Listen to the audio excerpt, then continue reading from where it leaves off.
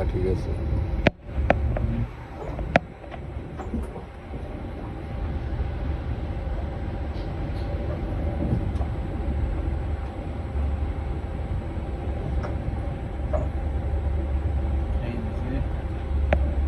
কি খেয়ে দিছে?